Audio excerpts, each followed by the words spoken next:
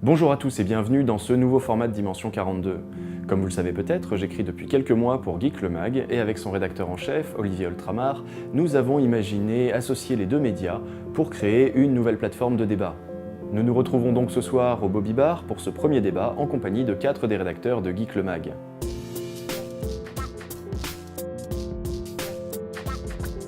Tout ça c'est bien beau, etc. Mais finalement, nous, autant qu'on est, à partir de quand on a su qu'on a pu se cataloguer geek? Quand est-ce qu'on a su, quand est-ce que quelqu'un a pu nous pointer du doigt dans la rue en disant « Eh, t'es un geek ».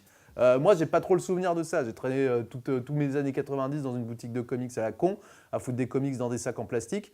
Ok, bon, tu vois, j'étais probablement geek sans le savoir, c'est sûr. Mais finalement, quand est-ce que ce mot, qui remonte, on le sait, il est apparu dans la culture populaire, dans la culture de la rue, voilà, en France en tout cas. Moi, je l'ai découvert dans Mallrats. Mallrats, tu veux dire ce deuxième film de Kevin Smith? C'était magnifiquement placé. Bravo Virgile.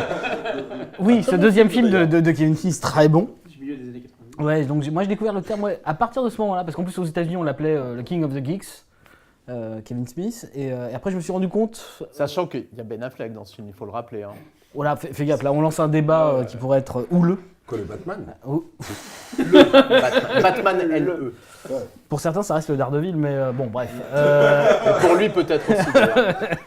Mais ouais, moi j'ai découvert en tout cas avec lui, avec Kevin Smith, et après je me suis rendu compte qu'en fait ça correspondait aussi au personnage dans 16 Candles. Il y avait le personnage du Ouais, geek. bah, il y en a eu partout. Dans John Hughes et tout, hein, ouais, dans ouais. Weird Science aussi, Non, mais il était identifié, Oui, il y avait un personnage qui est identifié identifié comme comme le le geek, voilà. Et c'est vrai que moi j'ai commencé à comprendre qu'en fait on pouvait mettre un nom sur une culture ou une approche d'une culture qui était identifiée comme telle, quoi, avec un nom. Moi j'ai une anecdote là-dessus, c'est assez marrant. J'ai passé pareil, tu vois, un peu les années 90, un peu dans le brouillard, sans savoir vraiment ce qui pouvait me définir, s'il y avait un mot qui pouvait me définir. Voilà, j'ai dû apprendre le mot geek, la signification du mot geek à partir des années 2005-2006, dans ces eaux-là, quoi. À partir du moment où j'ai commencé à aller sur Internet, en fait, principalement. Je suis allé voir un pote avec qui on avait passé tout le collège, tout le lycée à geeker, quoi, fondamentalement, à regarder des mangas, des animés, à jouer aux jeux vidéo. Et je dis, mais mec, en fait, on est des geeks. Et il m'a dit, oh, surtout ne dis pas ça, plus aucune meuf ne voudra nous approcher, jamais. Bon, et il s'avère que lui, oui, c'était un peu compliqué, mais moi j'étais en L, donc ça. Mais non, c'est vrai que il y avait. D'ailleurs, geek, c'est L ou S? C'est intéressant. Ah, c'est. C'est Bah, c'est. C'est rien, C'est je G. crois. Moi, C'est non. G Non, surtout, mais quoi. non, mais non. Ouais. C'est tu fais ton truc, quoi. C'est je veux. Ça peut être elle, ça peut être. Ouais. je serais Et plus- c'est ta je- passion, quoi. Je serais plutôt comme ça. Moi, ouais. si tu veux. Le geek, c'est tout le monde. C'est à partir du moment où tu es passionné par un truc qui, au départ, paraît pas le plus mainstream, le plus évident, parce que, voilà, les premiers mangas, ouais, c'était le Club Dorothée. En France, en tout cas, pour beaucoup de gens, c'était le Club Dorothée, et ainsi de suite. Pas les mangas. Non, mais les animés. Mais ça, ouais, c'était les pas une animés. passion, c'était un truc générationnel. Non, pas Ouais, simplement. c'est là où je suis parce que d'accord. Parce que c'est devenu aussi une passion pour plein de gens. C'est-à-dire que moi, si tu veux. Non, passer c'est un nostalgique, c'est une passion Non, nostalgique. mais attends, laisse-moi finir. Vas-y, pardon. Oui, merci. C'est que moi, à partir du moment où j'ai commencé à découvrir les animés, j'ai cherché aussi ce qu'il y avait d'autre que ce qu'on me proposait. Donc, j'ai commencé à me passionner pour le sujet. Et j'ai traîné, comme plein de gens à cette époque-là. À Tonkam. À Tonkam, rue Keller, et on se passait des cassettes. Ah bah tiens, tu vas découvrir ça, t'as vu? Et c'était de l'échange, et c'était de la passion, c'était pas juste Vous étiez générationnel. tellement des blaireaux. Moi, j'étais comics dans le 5e, Bien tu sûr. vois. À Non, côté mais de j'y la allais aussi. Sorbonne. Ouais, Là, mais c'était. Non, mais j'y allais, Non, j'ai mais bossé. t'étais tout seul. J'ai bossé aussi chez Album et tout. Non, ouais, mais alors, je j'ai- voudrais rebondir sur ce truc de générationnel. C'est vrai que, en tout cas pour nous, voilà, on a quoi? T'as quel âge? Bah, moi j'ai 34. On va pas rentrer Tout le là-dedans. monde est vieux ici.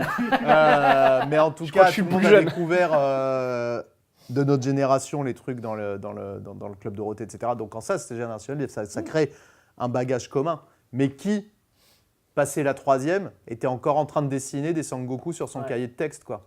Tu vois? C'est peut-être là que ça se définit finalement. Bah, pour moi, c'est la passion, quoi. C'est surtout le fait, parce que tout le monde ne peut pas dessiner des Sangoku, mais même si, bon, voilà, avec un peu d'effort, je pense qu'on y arriverait, mais dans l'idée, c'est que, voilà, il y en a certains qui vont dessiner, il y en a d'autres qui vont commencer à faire du cosplay, il y en a qui vont chercher des trucs encore plus obscurs, et c'est ça, en fait, geek, c'est commencer à s'intéresser à un sujet. Mais est-ce que c'est pas commencer à continuer en fait ce qu'on était? Je veux dire, poursuivre les hyper passions. conservateur en fait. Tu poursuivre vois, il y a les peut-être passions des mecs d'enfance. justement qui se sont dit c'est bon, Dragon Ball va te niquer, c'est bon, je suis plus un bébé quoi. On l'a entendu combien de fois c'est bon, tes trucs c'est des trucs de bébé, tu vois. Star Wars c'est des trucs de bébé. C'est pas faux, hein. Ok, c'est pas faux. C'est pas. Hey, l'épisode 8 le montre bien, n'est-ce pas? Effectivement, depuis que le geek est devenu mainstream, donc. Ouais, on dirait effectivement autour des années 2005. Ouais, en France, 2006, honnêtement, finalement, même les 2009. avec À partir du moment où l'émergence la- de YouTube, quoi. À partir du et, moment où la presse, même, enfin les magazines spécialisés ont et commencé où on à a en parler, commencé quoi. à utiliser le mot geek comme un verbe. On Mm. va geeker. On va geeker, J'arrêtais ouais. pas d'entendre ça, ça me tuait les oreilles. Et à une époque, c'est arrivé en même temps que l'émergence des smartphones, et de Facebook, etc. Non, mais c'est vraiment Et les les nouvelles gens- technologies ont permis. Ouais. Sauf Sauf que les gens se disaient geek juste parce qu'ils avaient un iPhone. Et moi, ça m'a toujours rendu fou parce que Bah, ça, c'est un truc. Alors, êtes-vous un geek techno ou êtes-vous un geek culturel? Ça, c'est une question qu'il faut se poser. Et on n'a jamais brillé dans ce magazine par notre expertise technologique, tu vois. Non, parce qu'il y a plein J'ai d'autres pu faire un magazines qui truc font sur ça. Apple Watch, ok, ça s'est arrêté là. Est-ce qu'on a eu des articles sur l'iPhone? Est-ce qu'on a eu des articles sur les tablettes? Non. Et tu sais quoi? Parce qu'on l'a toujours refusé. Parce que ça, c'est pas notre cam. Bah ouais, moi je suis d'accord avec toi. Alors qu'effectivement, pardon, je finis, à une époque, ce type est Oh. abject. geek, à une époque, c'était ça. Je me souviens m'être retrouvé sur le plateau de Canal à l'époque de Chatroulette, il me semble. C'était pour raconter ce que c'était que Chatroulette au Grand Journal, face à À l'époque, c'était. Xavier Bertrand. Xavier Bertrand.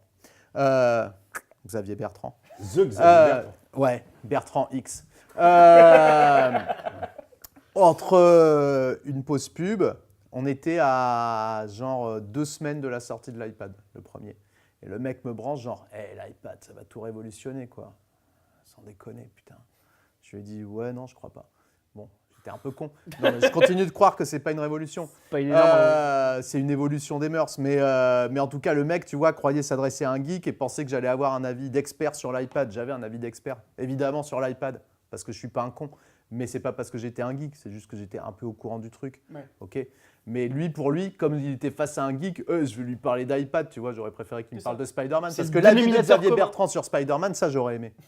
Sur Tu l'iPad, l'auras j'en avais jamais. rien à foutre. Tu l'auras jamais. Mais c'est ça, c'est le dénominateur commun. C'est les gens, ils vont te parler du premier truc qui leur vient à l'esprit. Geek, c'est le mec à lunettes qui fait de l'informatique, qui va faire du code, qui C'est qui les écrans. C'est La ça. lumière bleue, on en parle? qui me flingue les yeux. Non, mais en plus, le pire, c'est que moi, je trouve que cette idée est pas forcément réelle, même si souvent les mecs qui font de l'informatique sont aussi des vrais geeks culturellement parlant. Mais ils font un travail aussi qui est pas, comment dire, qui paraît toujours très obscur pour les autres. Tu vois, ils tapent des lignes de code toute la journée, ils fabriquent des sites internet.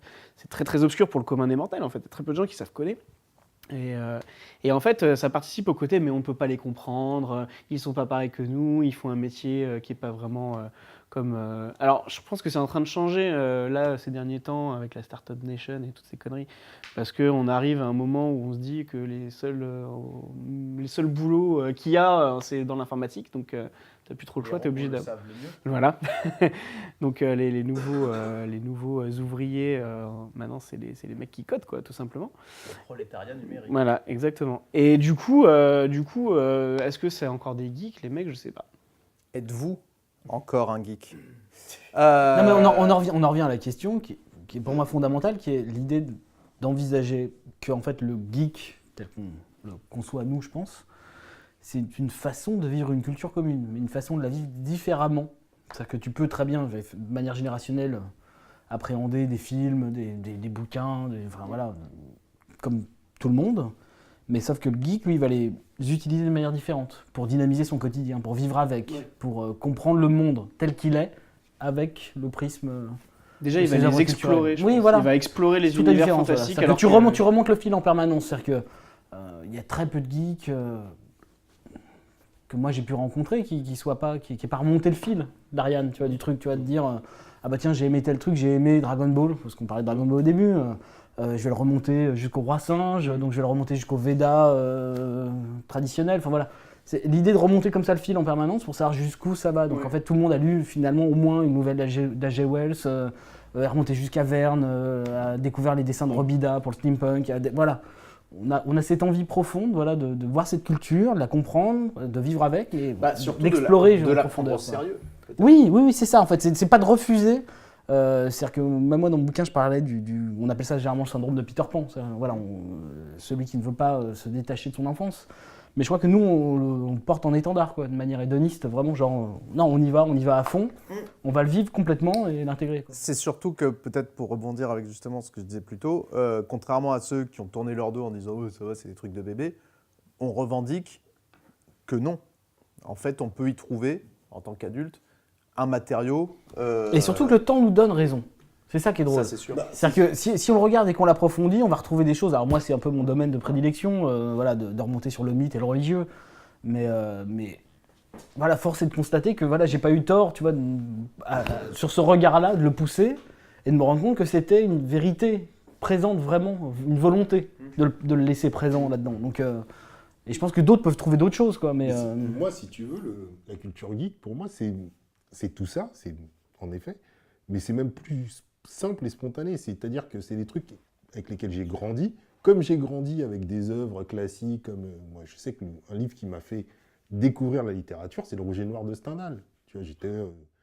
bah ouais. Non, je comprends, j'ai détesté, mais je comprends. Non, mais c'est pas le problème. Mais voilà, mais ouais. Je suis très bien, je l'entends. Et c'est pas, je cherche pas à faire du prosélytisme sur ce bouquin. C'est juste que j'étais au collège, Non, mais il faut peut-être faire du prosélytisme sur Stendhal, c'est vrai. je l'ai lu, ça m'a passionné, comme d'autres récits de comics m'ont passionné, en fait. Et ça m'a formé pareillement, quoi. C'est-à-dire que Julien Sorel, pour moi, il est aussi mortel que Spider-Man, quelque part, quoi. non, mais c'est comme exactement moi, je suis passionné de Lovecraft. J'ai lu Lovecraft. Ouais, enfin, plus facile à coller là-dedans que Julien Sorel. Non, mais tu vois par exemple, non mais oui, là il a été très loin. Mais moi j'étais passionné par Lovecraft. J'ai lu Lovecraft et j'ai pas fait attention à ses citations. Pourtant je relis Lovecraft assez régulièrement. Et donc forcément en fait la culture geek telle qu'on l'entend nous, elle est en phase avec la culture classique. Et moi je suis porté à croire que cette culture-là que nous on porte et qu'on défend est la future culture classique. Alors moi, ma question, pardon, j'interviens, c'est, on est en train de parler de culture geek, tout le monde en parle, etc. Est-ce que finalement, la culture geek, telle qu'on en parle là, c'est pas un esprit geek? Ouais, moi j'aurais plutôt tendance... Je suis assez d'accord avec ça, parce que je pense qu'elle se forme de tellement de cultures différentes, justement. Finalement, la culture geek, d'influence, parce que justement, comme tu le disais, les influences, elles sont multiples, variées, et finalement, elles piochent dans toutes les cultures, mais vraiment toutes. Alors parfois de façon infime, mais malgré tout, dans toutes les cultures, qu'elles soient africaines, nordiques, asiatiques, européennes, évidemment, et maintenant américaines, pour peu qu'ils aient eux-mêmes inventé leur propre mythe, et autres que les archétypes, on va dire, qui ont été repris de l'Europe. Mais voilà, pour moi, c'est vraiment ça, c'est un esprit qui se mélange et qui est multiple, et parmi nous quatre, on a tous une façon totalement différente de vivre sa geekitude. Justement, le truc, c'est ce que j'allais dire, c'est qu'on a finalement, nous quatre, différentes cultures, tu vois, on le sait, à force de discuter, chacun a son petit truc, son petit domaine de prédilection. Après, qui peut s'étendre. Il n'y a pas de fan de trucker, par exemple, ici, tu vois, mais il pourrait. Et on pourrait être geek avec la culture trucker, tu vois, et genre les camions. Et ça, je me suis toujours posé la question. Par exemple, un mec qui adore le modélisme de train, pour moi, est-ce que c'est un geek ou pas? Pour moi, absolument, c'est un geek. Bah, Enfin, ça ça, dépend tu vois. comment il vit cette culture-là. Mais alors voilà, mec mais qui, c'est ça, tu vois, du coup, comme le le disait dénominateur. Nicolas, qui va approfondir ce truc, qui va rechercher, ah, elle est où la locomotive matricielle, tu vois? Et bah, le mec qui va m'expliquer pendant 2 heures que putain, la locomotive de 1852, c'est elle qui a révolutionné, enfin, je ne sais même pas si ça existait en 1852, mais qu'importe, pardon, je ne suis pas spécialiste, elle a révolutionné le chemin de fer, et qui va me raconter ça pendant 2 heures, bah là, je suis obligé de lui concéder que le mec est un gros geek, tu vois. D'accord, donc on peut dire du coup qu'être geek, c'est pas forcément être circonscrit à une certaine culture qu'on Bah, a actuellement, qui est la culture des J'espère Marvel, que des Star Wars, des depuis machins. 8 ans, et c'est ce que les lecteurs, j'espère, vont pouvoir découvrir dans ce hors-série particulier qui célèbre ses 8 ans. J'espère que durant ces 8 ans, on a su montrer ça. Tu vois, je me souviens très bien d'une intervention de François Cluzet Mon Dieu. sur France 3, il me semble. Je ne sais plus quel était l'animateur. On lui demandait « Ah, alors vous, est-ce que vous êtes geek ?» Et lui avait dit « Ouais, je suis geek de football. » Le lendemain, sur les réseaux sociaux, la risée, geek de football. Mais bien sûr qu'on peut être geek de football. Bien sûr. Oui, non, mais en fait, là, faut séparer en fait le terme qui va définir le fanatique, celui qui veut approfondir sa passion et tout, et une culture qu'on a nommée geek aujourd'hui, qui est un terme qu'on utilise de manière commune, ensemble. Oui. Après, Mais- faut pas, tu vois, effectivement, François Cluzet qui dit les geeks de football, je suis pas sûr que François Cluzet soit geek de football tel qu'il entendait, tu vois. Non, Pour moi, mais un geek de football, bon, c'est vraiment un T'avoueras qu'il y a quand même une différence entre la culture commune qu'on partage, c'est-à-dire qu'on va avoir quand même des points communs sur lesquels on va se retrouver, qui sont, je déteste ce terme en plus, qui vont être considérés comme les cultures de l'imaginaire. Tu vois, voilà. Moi, j'aime pas ce terme parce que je le trouve extrêmement galvaudé, parce que pour moi, un imaginaire, il est mortifère. Je donc, te dis, j'aimerais bien rencontrer un mec, tu vois, j'aimerais bien qu'un lecteur arrive et me dise ouais putain, je lis geek depuis le début ou qu'importe, depuis 2 ans, on s'en fout. Moi Star Wars, je m'en branle. Moi mon truc, c'est le carrelage espagnol. là, Mais non, tu je vois. retrouve un truc dans votre mag où je suis content de découvrir votre truc parce que finalement vous kiffez de la même manière vos trucs que moi je kiffe le carrelage espagnol. Je suis Ouais, pas mais tu dis d'accord. ça parce que tu joues à Zoom. Oui. Et voilà. Je suis pas trop d'accord. En fait, je pense que tu confonds ce qui est la culture geek et ce qui nous motive au fond, qui est finalement une sorte de curiosité. Une curiosité qui est poussée peut-être à l'extrême, mais ça, c'est peut-être un trait de caractère qu'on partage avec les geeks, mais qu'on va partager aussi avec d'autres personnes qui sont pas forcément geeks. Moi, je parlais des mecs qui font du train, tu vois, par exemple, qui font du modélisme de train. J'aurais du mal à dire ou les mecs qui, dans ma ville, à Maison-Alfort, represent, il y a des mecs Comme qui Solar. il y a des mecs qui font des collections de timbres, de capsules de champagne, tu vois. Pour moi, c'est pas être geek du tout, ça. Ah, mais pour moi c'est méga geek. Mais non, c'est geek, tu dois avoir... Dites-nous, est-ce que vous collectionnez Les- des timbres ou des capsules de champagne ou des boîtes de C'est un peu camembert? la loose Ça marche quand même. aussi. C'est un peu Non, la moi, loose je quand trouve même. pas que c'est la loose. Il n'y a pas de hiérarchie dans les passions. Il n'y a pas de hiérarchie dans les passions, je dis pas le contraire. Je pense que j'aurais pas nécessairement le côté, comment dire, toi t'en es. Tu vois, genre, on se comprend. Il n'y a pas de toi, t'en es ou pas. Est-ce qu'un mec arrive à te passionner en te parlant de boîte de camembert? Moi, c'est ça qui m'intéresse. La manière dont on parle de nos passions à des gens qui ne sont pas, on va dire, qui vont pas se définir comme geeks et qui n'ont pas ce fond commun culturel, ils nous voient de la même façon que moi, je vois les passionnés de boîtes de camembert, tu vois. C'est un niveau encore au-dessus, tu vois. Eh bah ouais, mais est-ce que, en fait, ça Mais- t'emmerde pas qu'on te voit comme ça? Ah, voilà. Tiens, ça me fait. Je trouve ça bien que tu me poses cette question parce que moi, il y a un je pose des truc. questions intéressantes. Ouais, c'est vrai. Bien joué. Non, je trouve que depuis quelques années, on a justement une. Alors, on va repartir sur l'image un peu archétypale du geek, qui est que il faut toujours que ce soit le mec un peu exclu, rejeté par les meufs. Qui est pas très successful en vie sociale, etc. Et j'ai l'impression que ça a été énormément intégré à la culture geek, l'idée que les geeks soient toujours des mecs qui soient un peu asociaux, anormaux, etc., hors du truc. Et aujourd'hui encore, j'ai l'impression qu'il y a une espèce de victimisation dans la culture geek qu'on a actuellement et qui, pour moi, je trouve, est complètement délétère. La victimisation de la Elle part de n'est qui? pas délétère, c'est René Girard, c'est le bouc émissaire, quoi. Enfin, mythologiquement, ça se tient. Enfin, toutes les cultures se construisent là-dessus. Tu veux dire sur une caste de personnes Bah, en qu'on fait, va rejeter Il y a celui qui est hors du jeu, celui qui est rejeté et celui qui amène la vérité. Donc, à un moment donné, en fait, on joue le jeu jusqu'au bout, histoire de dire c'est nous qui avons raison, les gars. quand même. Ouais, mais voilà, mais je trouve que... un peu de la théorie du complot, là, en fait. Ça fonctionne pareil. Lisez René Girard, hein, pour le coup, là-dessus, hein, sur le bouquin. Non, mais moi je trouve que sur les derniers débats qu'on a pu avoir justement sur Star Wars 8, il n'y a aucun débat. Ok, il n'y a peut-être pas de débat sur Star Wars 8. Mais, Il y a un débat. parlons. Il y a un débat. Star Wars. Il y a un débat Star Wars 8. Après, peu importe qu'on ait aimé le film ou pas. Non, Mais t'as raison. Des gens se font, on va dire, pensent que détenir la vérité en disant Star Wars, par exemple, c'est un truc où c'est les héros blancs qui gagne à la fin. Et qui... T'as compris? Hein, voilà. Non, ça, c'est le Seigneur des Anneaux, ça.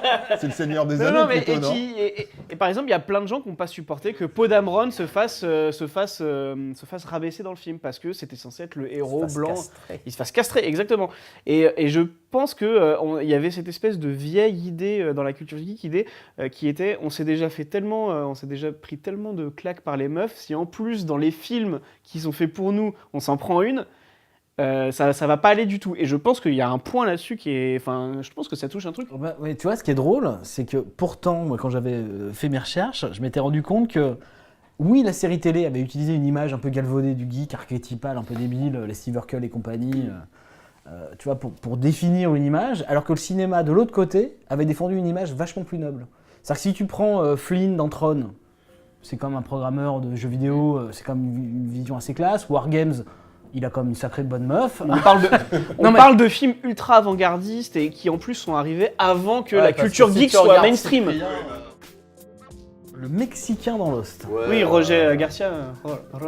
Hurley Hurley, oui, voilà, Hurley. Tu sais qu'en plus, je suis en train de je refais intégralement Lost en ce moment. Donc en plus, tu tombes mal. Hein, parce que je me le refais tous les 2-3 ans intégralement et je l'ai enfin en Blu-ray. Donc je me fais plaisir. et ben, il est où le problème? C'est pas du tout un geek. Presque, j'ai envie de te dire Sawyer dans la série balance vachement plus de références pop et geek qu'Hurley. Ok. Ça peut se tenir. Même si j'ai bien aimé l'idée qu'il essayait de retourner dans le passé pour filer les idées de scénario à George Lucas. Oui, mais bien sûr, il est plus là-dedans. Mais ce que je veux dire, c'est que toutes les références vraiment pop, tu vois, telles qu'on peut l'entendre nous, geek, pop, enfin, parce que maintenant tout se mélange un peu, parce que la maison mère, c'est la pop culture, comme on dit aujourd'hui, mais c'est plutôt Sawyer et pas Hurley. Hurley, justement, une vision un petit peu plus simpliste. Pop contre geek, parlons-en. Est-ce que vous êtes plutôt pop ou plutôt geek? Ah putain, Vas-y. pas dans le débat. Parce qu'aujourd'hui- pourquoi tu Non, mais je sais que moi, par exemple, aujourd'hui, quand j'écris certains articles pour le mag et que j'évoque la culture geek, j'évite, mais ça arrive, je me retrouve quand même dans cette espèce d'impasse. Ben ouais, mais en fait, ce qu'on est en train de raconter, c'est aussi la culture pop aujourd'hui, Voilà. inévitablement. Et ben, c'est pour ça que moi je pense que la pop culture est la maison mère globale. C'est-à-dire que la pop culture intègre, si tu veux, la vision du quotidien ou des sous-cultures ou des cultures classiques. C'est-à-dire qu'elle l'intègre, c'est elle qui définit, si tu veux, comment est-ce qu'on va regarder la société moderne dans son ensemble aujourd'hui. La culture geek, globalement, j'aime pas l'imaginaire, donc moi je vais plutôt la qualifier comme regard du fantastique. C'est-à-dire regard de l'imaginaire personnel ou du fantastique. Voilà, c'est une espèce de projection sur des sphères inconnues, dirons-nous. La pop culture, elle peut très bien s'intéresser à la mafia, aux problèmes de drogue. Pas la culture geek. Eh ben non, la culture geek, non. Non, elle est plutôt basée sur un imaginaire commun. Alors, par exemple, ouais, mais c'est dans imaginaire. Geek Non, mais le du coup, Mag, c'est on va très faire restrictif. un article de 20 pages sur Mafia 3, un jeu sorti il y a un certain nombre d'années, qu'importe. Qu'est-ce que tu fais de cette sphère du jeu vidéo, donc une sphère a priori geek? Mais je pense pas qu'aujourd'hui elle appartienne stricto sensu à la culture geek. De quoi? La culture jeu vidéo, non. Ok. Ouais, c'est devenu le média, enfin l'industrie dominante. Oui, c'est un média et un médium de travail. Ouais, Voilà. mais c'est vrai pour tout. C'est vrai pour la BD, c'est vrai pour tout ce qui fait, pour moi, tout ce qui est constitutif aujourd'hui, de la culture geek, de ce qu'on appelle la culture geek. C'est-à-dire que et d'être geek, c'est-à-dire Ouais, mais que tu tu vois- vas t'intéresser autant, potentiellement en tout cas, à du jeu vidéo, qu'à du jeu de plateau, qu'à de la littérature, qu'à À partir du moment où un médium s'attaque à un thème, qui un peut être univers, un plutôt truc, imaginaire. donc le transforme un peu finalement en fiction, que ce soit un jeu vidéo, une BD, un jeu de plateau, un Subutéo. Un Subutéo, c'est geek ou c'est pas geek? Ah, le foot. Non, mais on en revient Parce au que foot, un là tu Subutéo. dis Subutéo. Dire un collectionneur de Subutéo, il y en a plein. Ouais. Un collectionneur de Subutéo, c'est un geek ou c'est C'est pas quoi, un mec, geek? C'est un collectionneur de jeux ou c'est pas un collectionneur de jeux? j'en ai un en plus. Tu peux pas me dire ça à moi. Pardon. J'ai encore posé une question intéressante. Je sais même pas ce que c'est. Subutéo, c'est le jeu de foot que tu Avec tu les doigts. files des pichenettes. Donc un collectionneur de Subutéo, c'est un collectionneur de jouets, comme moi je fais des collections de Star Wars, Ah ouais. ou en vinyle ou qu'importe, on s'en fout.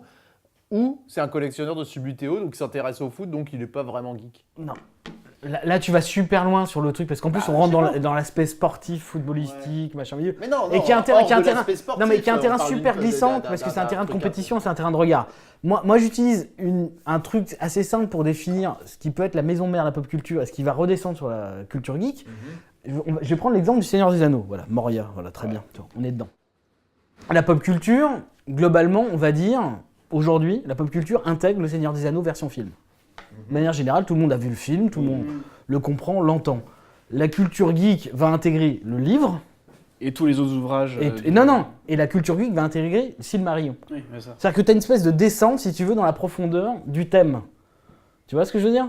Et pourtant, la pop Pour toi, la culture, pop culture, c'est la surface, en fait. reste la maison mère qui est genre, oui, tout le monde a ça en commun, générationnellement parlant, qui Donc, est... les films Marvel, par exemple. Voilà, pop c'est culture, pop une culture, entrée c'est dans pop la culture. geek, en fait. Sauf qu'aujourd'hui, quelqu'un qui va au cinéma voir un film Marvel ne va pas lire forcément des BD, et c'est pas grave, hein, je suis pas une critique de fond, mais c'est juste une façon de vivre les choses différemment et de rentrer dedans différemment, ou pas en profondeur, ou d'en tirer quelque chose à titre personnel. Voilà, c'est des notions complètement différentes.